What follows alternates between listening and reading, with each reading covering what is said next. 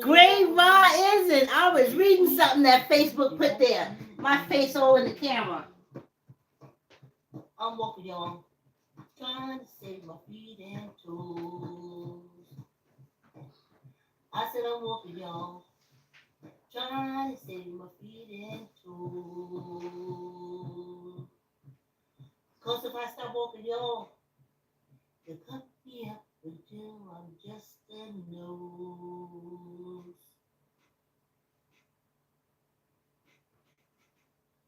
I'm walking, y'all. Trying to save my feet and toes. Yeah, I said I'm walking, y'all. Trying to stay ahead of the sugar cane. If I stop walking, y'all, the cane's gonna trip me up. Yeah, come walk with me. Save your feet and toes. Yeah, I said come walk with me. Save your feet and toes. Cause if I stop walking, y'all, they cut me up until I'm just a nose. Yeah, come walk with me and save your toes and feet. Great Rock is in this evening, y'all. Thanks for coming on the evening walk. Thanks for coming on the evening walk. I'm sorry I had to reschedule because Power on. woo, yo, as Patty LaBelle said, if only you knew. I was gonna hit that high note. If if so I'm gonna leave that alone because that's Patty and them. So let's see, y'all can see my feet. My head look a little cut offish. Hold on. Way better. Way better. Whew. I am stiff, y'all. It's raining. But thanks for coming on the walk. Like, comment, share. Tell an uncle, tell an uncle, tell an auntie, tell a cousin, tell a friend. Yes. Well, you know we're doing the 15 minutes extra for the month of March. And so we do 45 minutes. And today I had to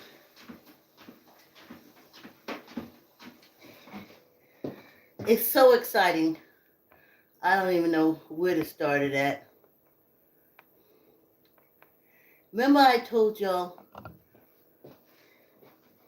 that the phenomenal Ron Jackson was coming to record me. He's doing the guitar for the song I'm Walking. And this man plays 7 strings. But according to him, it's almost like playing 6 strings, but I can't play 6 strings, so there you have it. And he came over and he set up the mic with the screen thing in front, and I had to stand in front of the screen thing. And I'm going to give YouTube its props right now. Because I listened to myself sing that song. And I turned around and I said, do you have auto-tune on? Because I've not been able to sing that song as well as I have on YouTube. Whew. So, getting ready for him because he's by the hour. So first I studied the song. Yeah, I wrote it, but I told y'all that recording,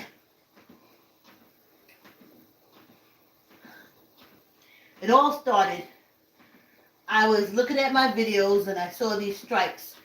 So they say you can use other people's songs. And I got so angry. I got so angry. And I was like, you can write your own song. So y'all remember our first song? Um, I'm walking. Yes, indeed, I'm walking. Oh, yeah, just for me, I'm walking. Thank you for the company. So that was the first song. But then the ancestors put the song on my heart. Like, why are you really walking? You know, when I exercise, I always knew I was exercising to stay well. I know for muscles too. Not muscles like you see those strong people. Muscles so when I fall down, I'll have a bruised muscle instead of a broken leg or a broken bone. So, and that's all I said. Stay healthy and have some muscles so when we will wobble, she won't fall down. And then, as I'm doing it, the song, the old blues song jumped in my head. That's the one you listen to now. I'm walking, y'all, trying to save my feet and toes. I just had to get so real. I just had to get so real because that's what it's for. Sugar is in everything because it makes everything taste good. And they want you to buy it. My ex-son-in-law worked at this Jamaican restaurant.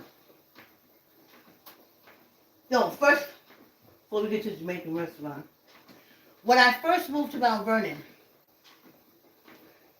we went to this Bobo's Chinese restaurant. Everybody raved about Bobo's.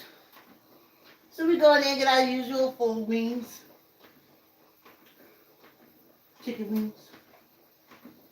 And when we get it back, sugar on it. So we said, where did the sugar come from? He said, that's what we do with the wings. I was like, sugar on wings? I didn't eat it. But now it kind of helped me understand why the majority, so many people around here are sticking themselves. Why do you need sugar on chicken? I guess General Child's chicken is that sauce, that's sweet, but they use natural pineapples. So, I tell you. So, yes, my ex-son-in-law, he worked at this Jamaican restaurant. This woman, everybody raved about her macaroni and cheese. Raved about it. It was sweet.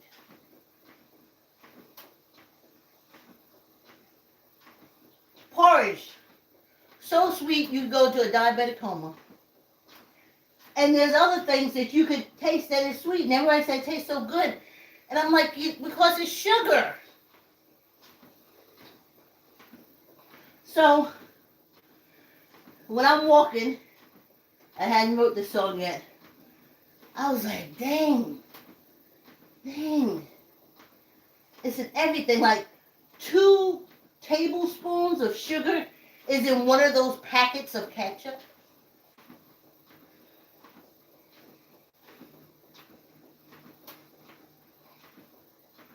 So,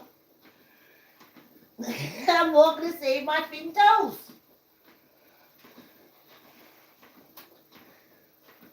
So that's where the song came from. Yep. And that is my fear. Because I know y'all trusted doctors and stuff like that. But I already told you my dentist incident. I already told y'all that. And the fact that it's just so hard for me to wrap my mind around thinking that someone who doesn't want me to live next to them, don't want me in the same restaurants that they go into, don't want me around them, talks to me for 5 minutes. I don't know. I can't think of him being my primary care physician. I consider myself my primary care physician. I'm vested in my good health. I'm vested.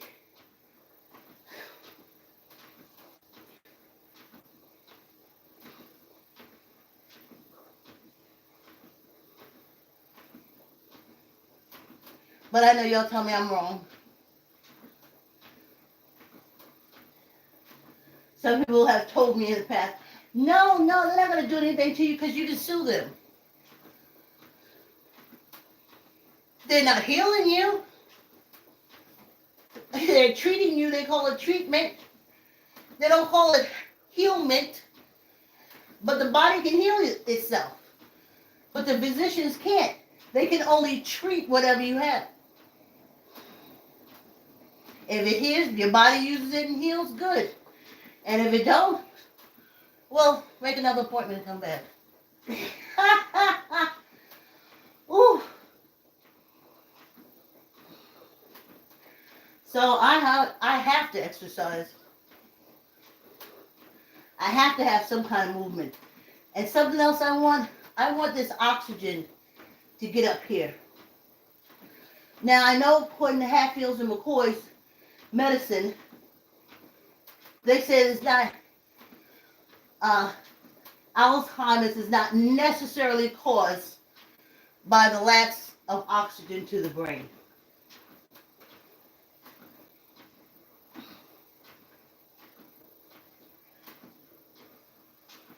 I just make sure I get my oxygen to my brain. That's important to me. Oh, I didn't mention reparation. We're going to talk about it after the break. I just want to have a nice conversation before the ancestors jump in. Just wanted to tell you all about the music and stuff like that. And check this out. I was vacationing in Nevada. Now, I know a lot of y'all think in Vegas. I know a lot of y'all think that you gamble. But I want to tell you, seemed like every day since I came into this human experience, it has been a gamble. It has been a gamble. And since I'm standing here walking on this treadmill talking to you, so far I'm winning. So far, this matter is winning.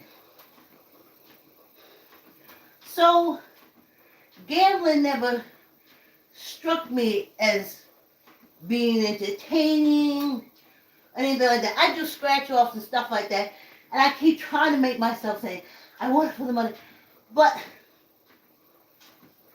I'm into numbers. So it always makes your numbers higher. So I always go for high numbers. $1 billion. I'm putting in the dollar, and they say, like, black people play, they don't play to win. I like the numbers. It makes my numbers higher. So it makes whatever I'm going for, I have a better chance. So that's gambling to me. Not the better chance I get the $1 billion that ain't gonna happen. But I have a billion chance of succeeding at whatever I'm going after. And it always works. So I don't gamble like that. Every night I went to sleep, I gambled if I would wake up without being incested. Every time I went to a cult meeting, I gambled if somebody's hand would slip and accidentally touch my breast or my butt. I gamble Every time you walk around these men and you move around, it's a gamble because they have urges that they can't control. Sexual urges they can't control. So all the time around them, I'm thinking it's a gamble to me. If they attack me or they sexual, that's where my head is. So I don't need to go and sit down there. But Little John, Colbert, she's with this group, and they did a bus ride to Atlantic City. I didn't want to go, but it was fundraising, yada yada yada. You wanted to show support, so I went. I think we left in the afternoon. We got there in the evening, Atlantic City, from Westchester. And they give you the $10 to gamble and the $10 for the food things. We ain't gonna get in the salt. That's another reason I'm walking. So we went there. It took us, I got nickels. And at that time I could have a drink. So I got $10 worth of nickels. Then the first thing I did, sat down, and when the waitress walked by, I ordered my drink. And I took my time putting the nickels in. Sometimes I would win some nickels. And I did it slow. And then she brought me my watered down drink back. And I finished out my nickels. And then I went and sat, they have these chairs like around the restaurant or eating areas. And me and my daughter went and sat there and just looked. And I saw all old people in wheelchairs with oxygen tanks. And some of them were sitting there pulling that one-armed bandit. I should say bastard. One-armed bandit. Like their life depended on it. And again, that was a scare thing for me. I was like, oh my goodness. I don't want this. This is not the senior citizen I want. I don't want this. And we watched them.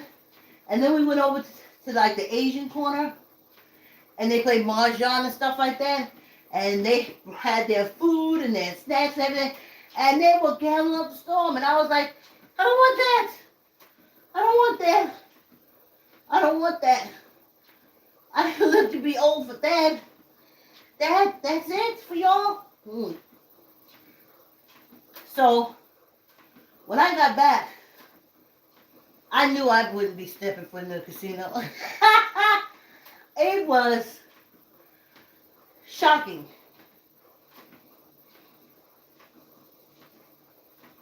It was shocking for me. And they zooming around, their electric wheelchairs with oxygen tank. Some got the oxygen tank on the back hooked up. Some got the oxygen tank on the side. And I was like, nope, nope, that's not my life. That's not me.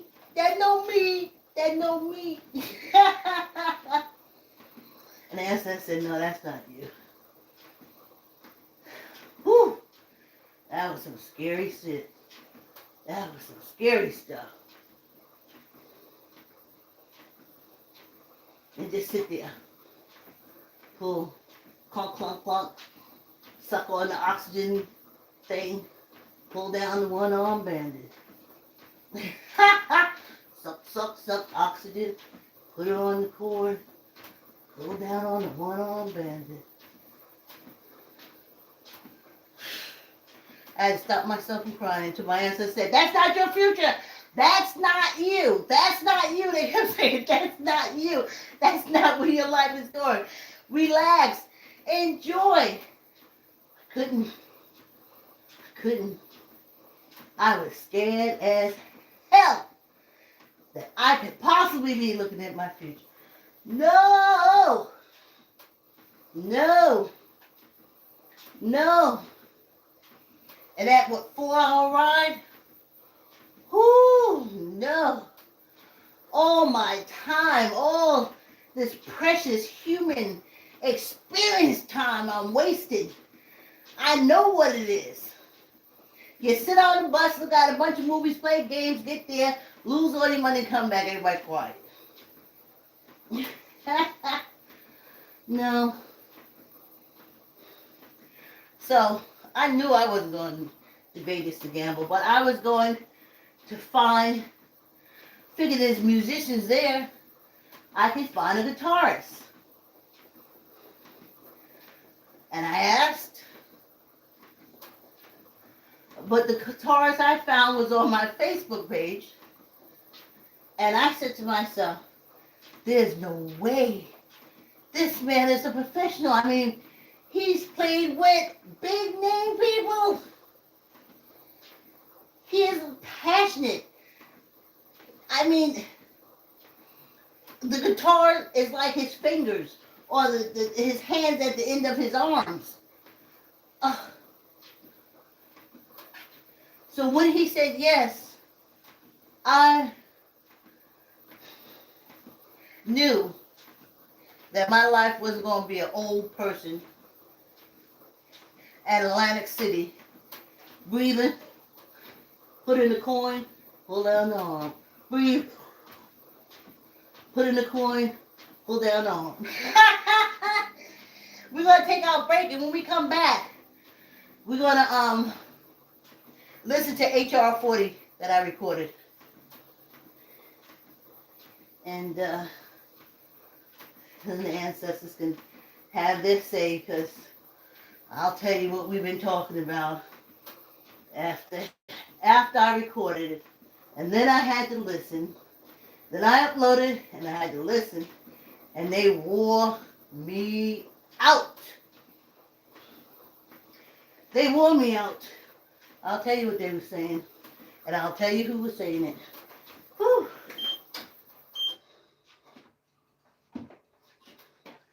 Get some water, y'all. Take a bathroom break.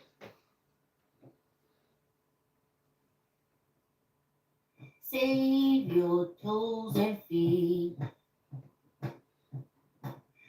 'Cause when you walk with me, you can eat the food you want to eat.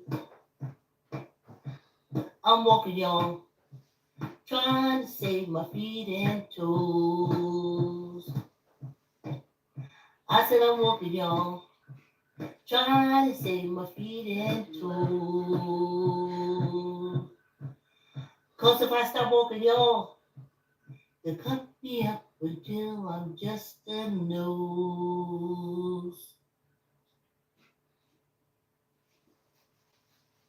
I'm walking, y'all, trying to save my feet and toes.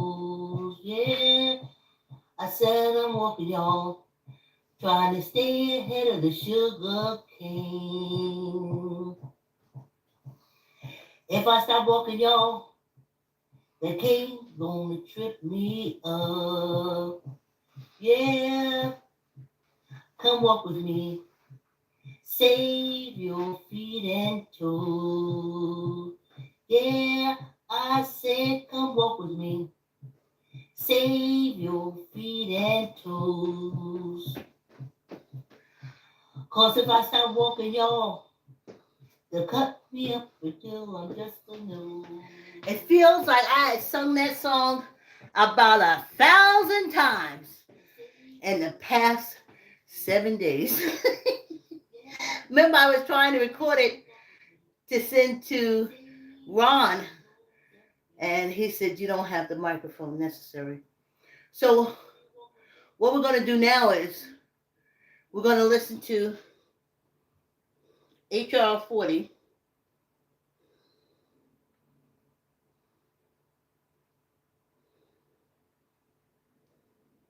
January 9th, 2023.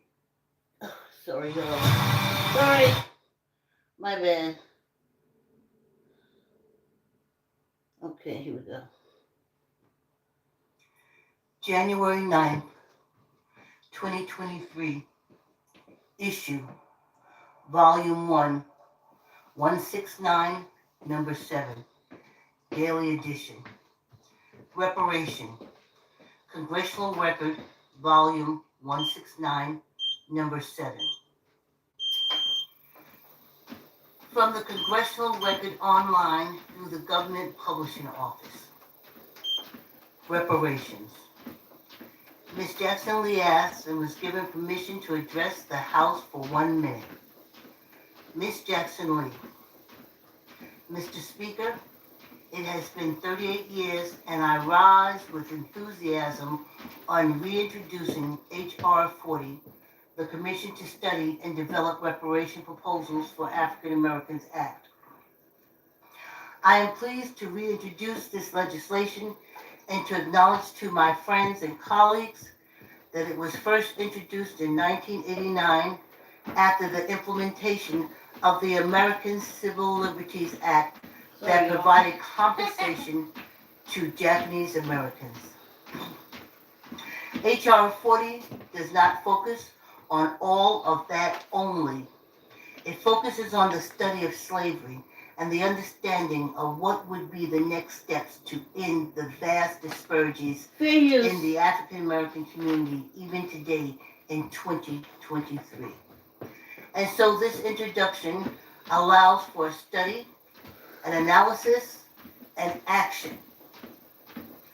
I am pleased with the more than 350 organizations, CEOs, scholars, state and local officials, and members of Congress who have been supportive in understanding the era of slavery in this country. The 13th Amendment may have ended slavery, but the disparities exist. Let us pass H.R. 40, the Commission to Study and Develop Reparation Proposal for African Americans Act. Mr. Speaker, I am pleased to reintroduce H.R. 40, the Commission to Study and Develop Reparation Proposals for African Americans Act. This legislation was first introduced by retired member of Congress John Conyers of Michigan in 1989 and was intended to examine the institution of slavery in the colonies and the United States from 1619 to the present, and further recommend appropriate remedies. Since the initial introduction of this legislation, its proponents have made substantial progress in evaluating the discussion of reparation and reparatory justice at the national level and joining Main Street international debate on the issues. Though some have tried to deflect the importance of these conversations by focusing on individual monetary compensation, the real issue is whether and how this nation can come to grips with the legacy of slavery that still inflicts current society. Through legislation, resolution, news, and litigation, we are moving closer to making more strides in the movement towards reparation. Today, there are more people at the table, more activists, more scholars, more CEOs, more state and local officials, and more members of Congress. However, despite this progress and the election of the first African president of African descent, the legacy of slavery lingers heavily in this nation. While we have focused on the societal effects of slavery and segregation, its continuing economic implications remain largely ignored by mainstream analysts. These economic issues are the root cause of many critical issues in the African American community today, such as education, healthcare, and criminal justice policy, including policing practices. The call for reparation represents a commitment to entering a constructive dialogue on the role of slavery and racism in shaping present-day conditions in our communities and American society. Over the last several years, we have had a distinguished academic and activist panel from the National African American Reparation Commission dive into some of the most salient points in the discussion of reparation. I am supporting this effort by continuing to hold the annual reparation retrospective at the annual legislative conference of the Congressional Black Caucus. I believe that H.R. 40 is a critical piece of legislation because it goes beyond exploring the economic implications of slavery and segregation. It is a holistic bill in the sense that it seeks to establish a commission to also examine the moral and social implications of slavery. In short, the commission aims to study the impact of slavery and continued discriminations against African Americans, resulting directly and indirectly from slavery to segregation to desegregation process and the present day. The commission would also make recommendations concerning any form of apology and compensation to allow the long-delayed process of atonement for slavery. With the over-criminalization and policing of black bodies a reoccurring issue in African American communities, I believe this conversation is both relevant and crucial to restore trust in the government institutions in many communities. As in years past, I welcome open and constructive discourse on H.R. 40 and the creation of this commission in the 118th Congress. Though the times and circumstances may change, the principal problem of slavery continues to weigh heavily on this country. A federal commission can help us reach into this dark past and bring us into a brighter future. That's it, y'all. So as I was recording that,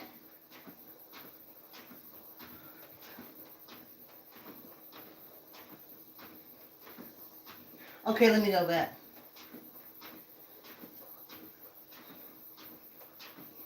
Mississippi,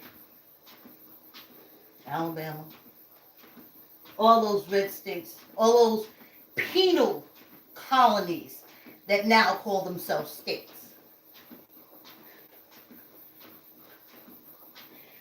You see,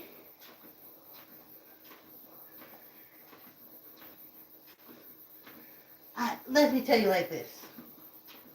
When I had this thought, Denmark Vesey showed up. Energy-wise. I'm not seeing Denmark Vesey. So, when I read about in Mississippi, Alabama, all the same, South Carolina, North Carolina, Georgia, Texas, Florida, Tennessee, all those enslavement and penal colonies that are called states. So I read and they said, oh, because the blacks don't know how to deal in government and they don't know about budgets and stuff like that, we're going to break off on our own. This is white people. We're going to break off on our own and do the government and leave y'all right there. I flashed red. And that's when the Mugvisi, just the energy.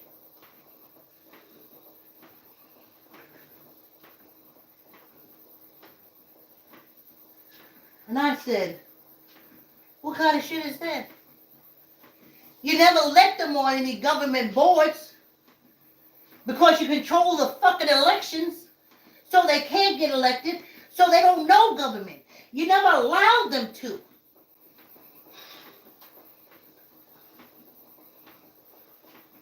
You didn't allow them, didn't have money to go to your colleges to learn infrastructure. None of that stuff. Because you didn't allow them, you blocked them. You changed laws to stop them. But now, they all high and mighty. We ain't staying in the government with the black people. They don't know government. Fucking duh. Of course they don't know government. You made sure they didn't. That was your damn goal. So then that's when Vicki flashed through my head.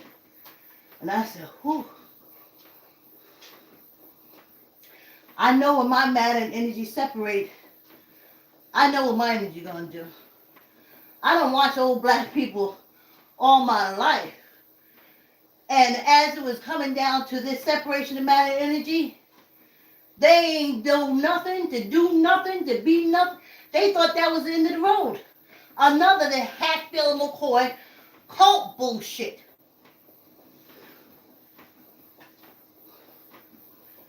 So I said, Denmark,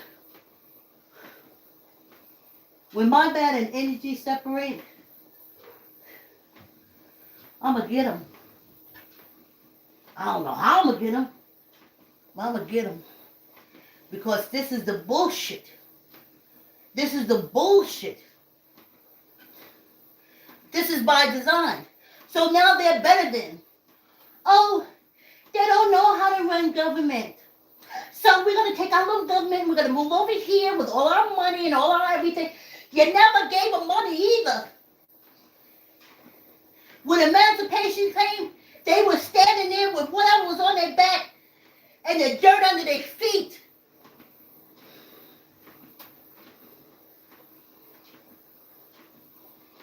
Tried to go to school. I know one day my mother tried. She left Virginia, think she'd come to New York. She can go to school, and the first thing they said was, where's your school records? Virginia wouldn't give it to her. Would not give them to her. Wouldn't send them to the school of New York, nothing.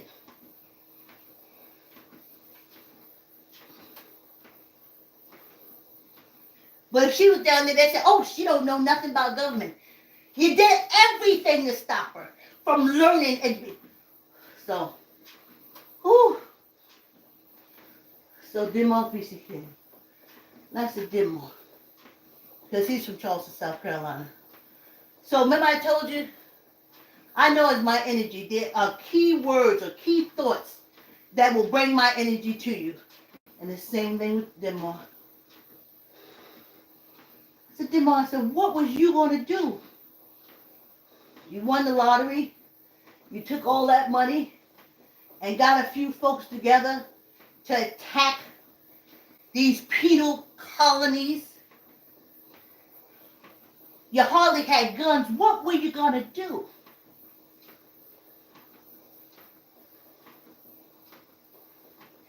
He said, burn every farm, every crop.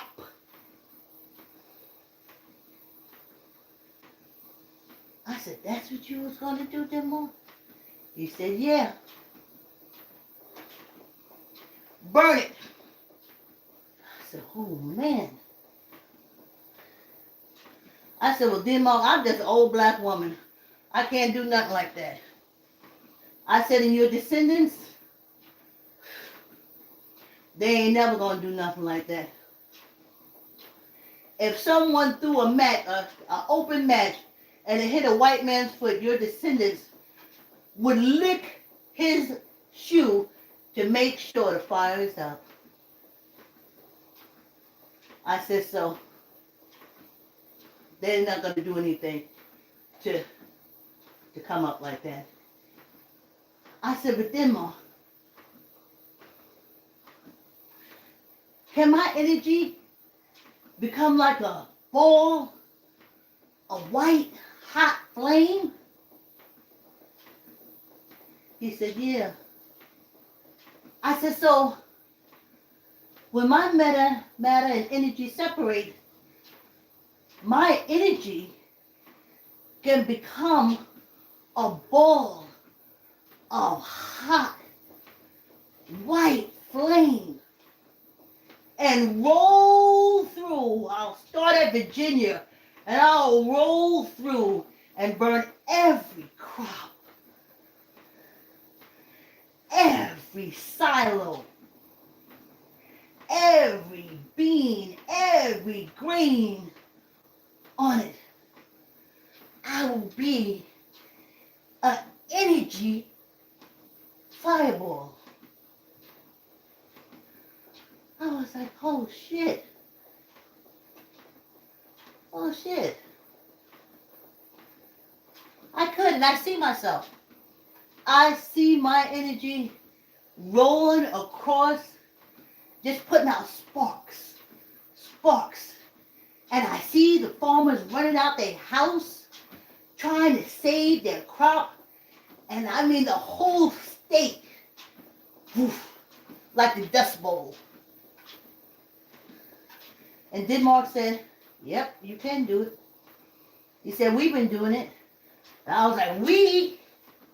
And sure enough, old Nat Turner comes straight on through.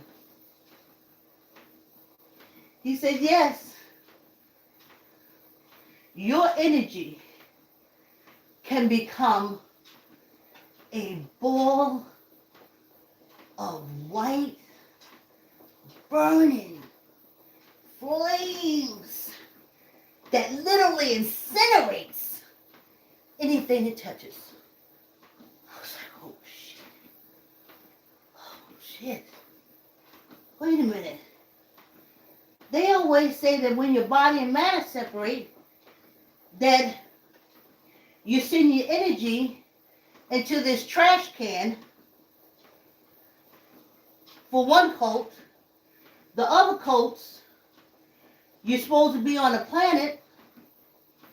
I said, but your energy don't stay here. He says, yes, it does. Did you feel my energy? And I sure did. It was comforting. I knew that maybe now this old body, this old matter can't do nothing.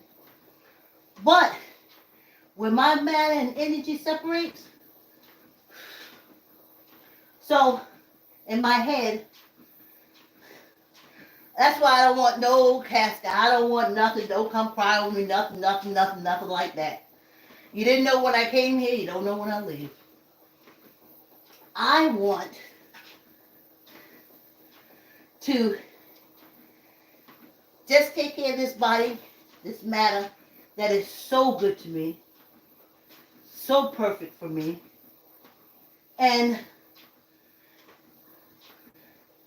when it wears out as it will, my energy is fitting to be burning through. Yes, I see Virginia, nothing but flat land. Like the what do you call it, the bowl dust? Yes.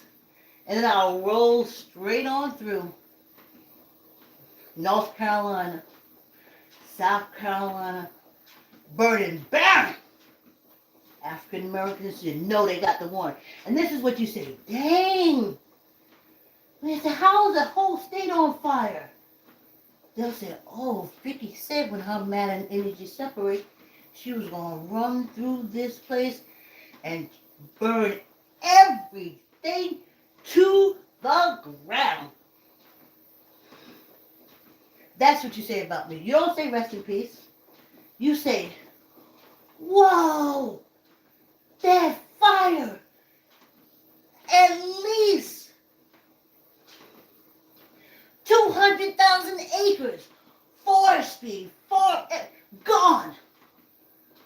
You say, dang, Vicki did say she was going to do that. That's how you remember me. Don't put me in no rest peace. That's why we ain't got no protection now. So, when I heard that about the whites, oh, the blacks don't know politics. Whoo! I burned white hot. Whoo! But going back to reparation, where's the letter from the reparation people saying, this is what we're talking about? You kept them from being educated. You kept them from getting decent employment. You kicked them out of government. They tried to run. You don't want them on the board of education. You don't want them on this board. You don't want them on anything. But so you know they don't know politics. But now you're all high and mighty. You stop their jobs. You burn down their farms. You burn down their businesses. But now you're high and mighty. Oh, we're better than the black Mississippians because we sit on government. No, you're lower because you stopped them from getting in. And now you think yourself better than them. Whew. This is, when I roll through, when my matter and energy separates, I'm going to roll through Mississippi worse than that storm that just came through. African Americans, get the hell out of Mississippi. Get the hell out of Alabama. I'm going to come through there and I'm going to burn everything that my energy touches. I'm going to burn every silo, every barn, every field, every crop. And that's when you say, oh, shoot, Vicki, all these fires in Mississippi, oh, all these things destroying their crops, that must be Vicki. That's how you remember me. Don't rest in peace me. I'm busy. So, where's the letter from the reparations saying, this is exactly what we're talking about.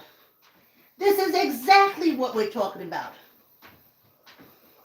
If they had money, they could buy an education, they could have property, they would know government by now. But no, you're racist, trash, ignorant, low life, low living, did everything you could to stop. Even in school, Texas, they changed the whole story. Oh, Texas, Texas, Texas. I spit when I say Texas. So, now they're going to teach that African Americans fell from the sky. Well, this is better than what I was taught in East New York. When I said they talked about the French, the German, the Yiddish, the English, the Spanish. And I said, oh, what about me? They changed the subject. But at least,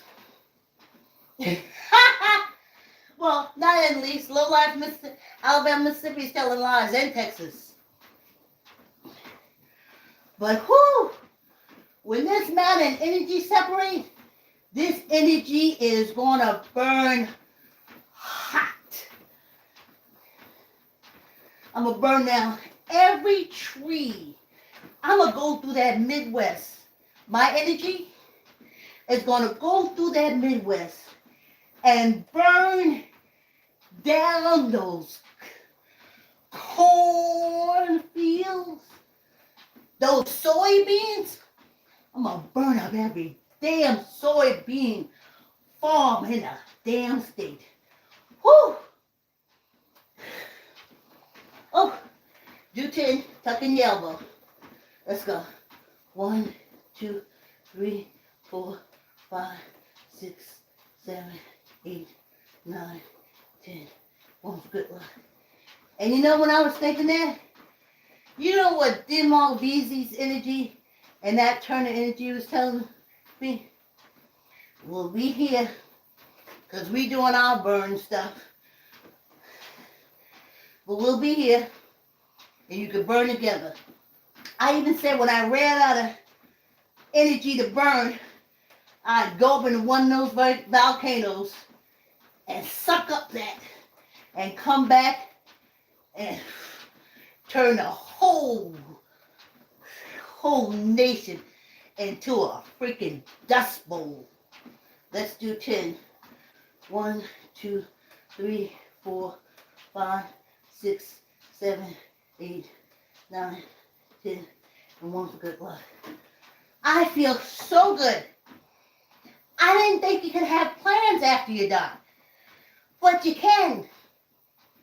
My energy is going to link up with the others I hope I meet some Native Americans and have to look at that energy and say, burn hot.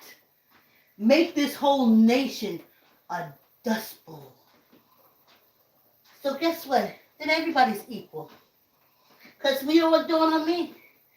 When they got rid of Rosewood, Lorraine, and all those and Tulsa, you know how they got rid of them forever? Do you know how they got rid of Lorraine, Rosewood, Tulsa, and a few more?